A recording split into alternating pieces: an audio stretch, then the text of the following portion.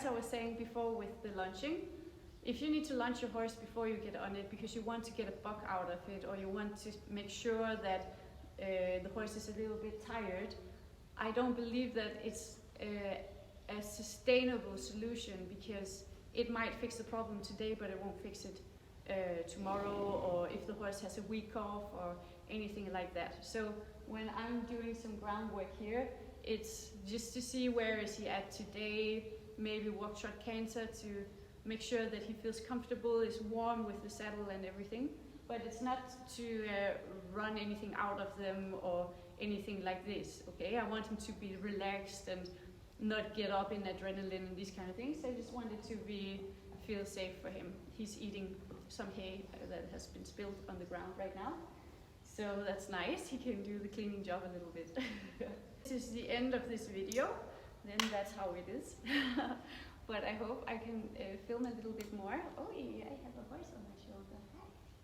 And yeah, let's see how it goes.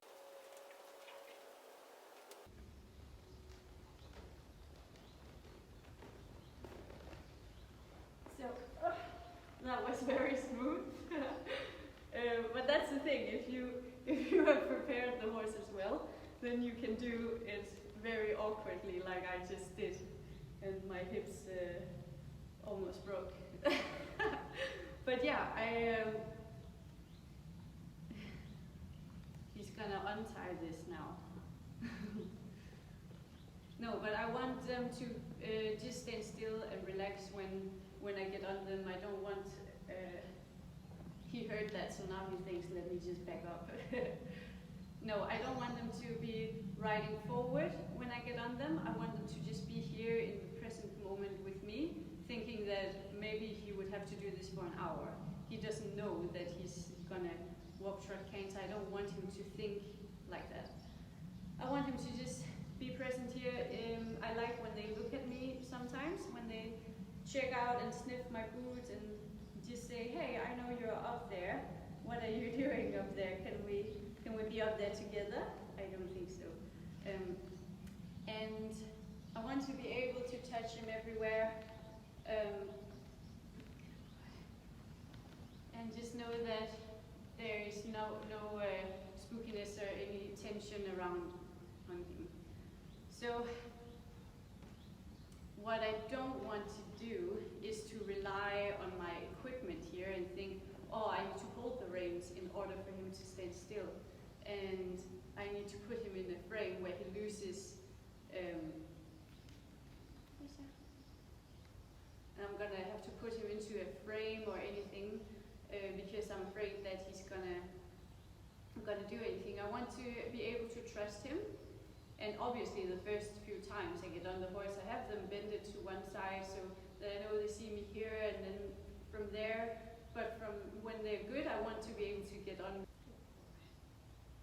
I want to make sure that they have seen the equipment that I use, my tool here, for example, and that he is okay with that he's okay with it changing size, that he sees it. I don't want him to just be asleep or anything. I want him to, he wants to eat it though. Yeah. So I can see on this thing that it's not turning around and following me. So you will get a video from here to there because someone, the groom, forgot to charge it. And that might have been me. So you're gonna have to see some short clips here, but that's all right. That's how we're gonna do it. And I asked him to stop here to check if the stop's working. And it works, and he is now checking a little bit here, are you there? I'm thinking about his ears, his eyes. It's very important for me that he's blinking, so I know that he's not in a complete freeze state or being anxious or anything. He is having his ears back, he's focusing, but he's blinking, he's breathing. I can feel it here on my legs, and sometimes he does a good breath there. And I want to encourage that, okay? So that's something that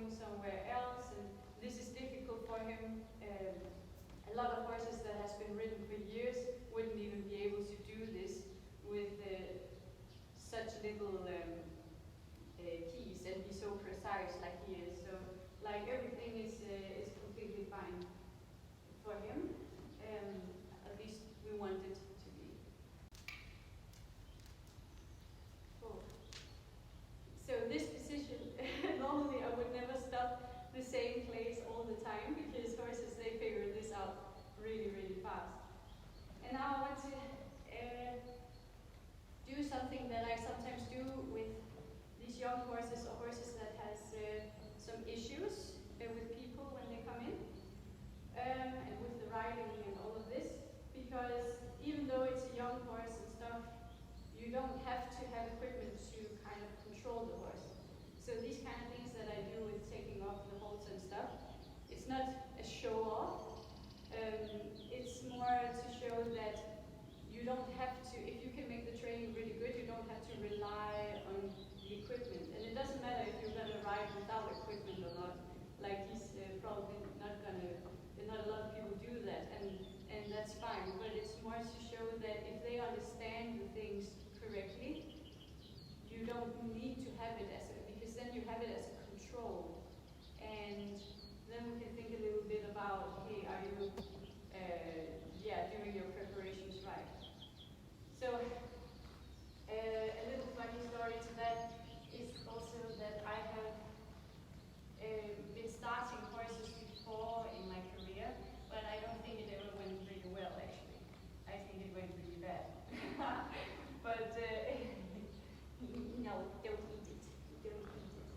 But one of the things was that my hands were quite a big problem, and also when I was not starting horses, just in general with training horses, I always heard this thing from some people at least that, oh, your right hand is a bit strong and your this is a bit that and this one locks and all of this, but I've come to realize that it's not so much about that, that's just a symptom of what you're feeling, and I think that's where you should start to fix something first, is your feeling of letting go of this control and also letting your body remember it and understand it, okay?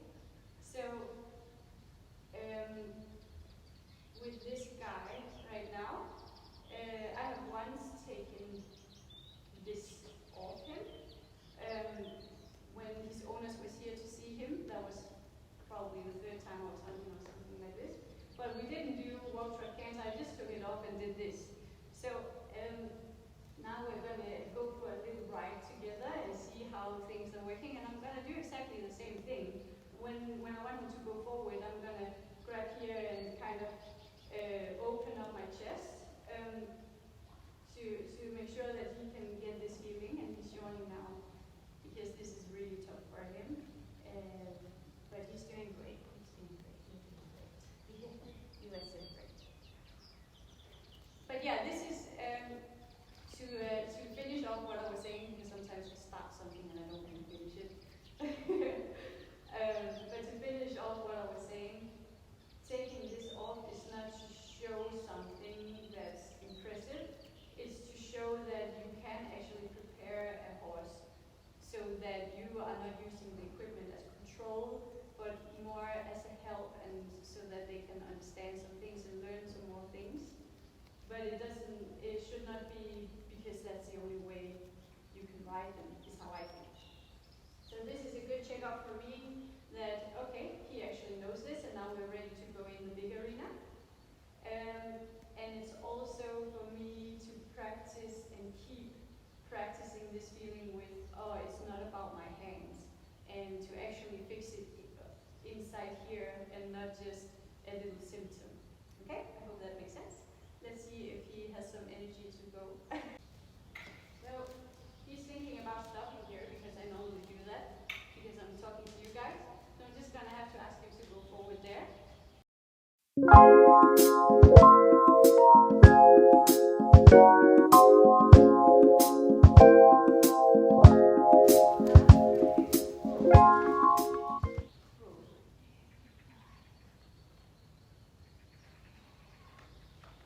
yeah, he passed the test, and I can also ask him to come in. Let's see if he remembers that. So I will ask him to come in here to the middle a little bit. So I'll just get his attention to his hindquarters. Good. Good.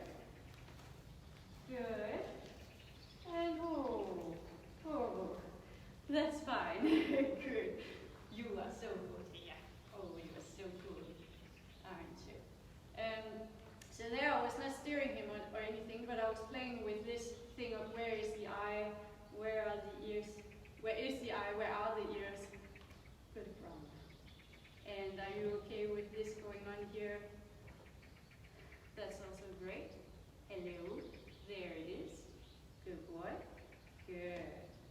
And with that, you can see that, yeah, I would say that he's good to get out,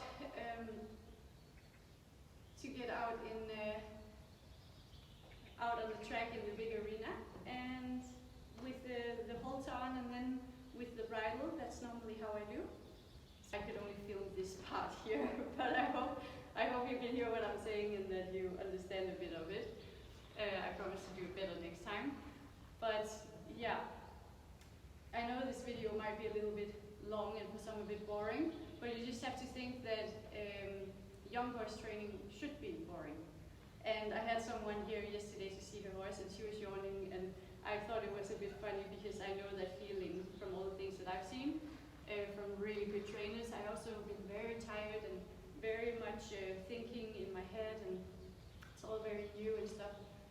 But that's how it should be.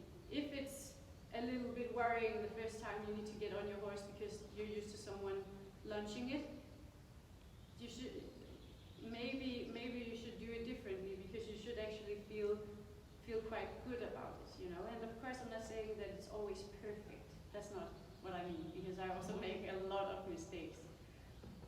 But as long as we try, and as long as we're curious, and as long as we spend more than 2 minutes or 9 seconds, or how long these videos sometimes are, you also figure out that horse training is slow and can be boring, and it should be boring for the horse. The horse doesn't like fucking around, at least when it's with a rider or a saddle. The horses, they deserve to feel calm and comfortable, I think. Okay? Yeah. So now I will get off this guy, put him out on the grass with his friends, and then I will see you next time.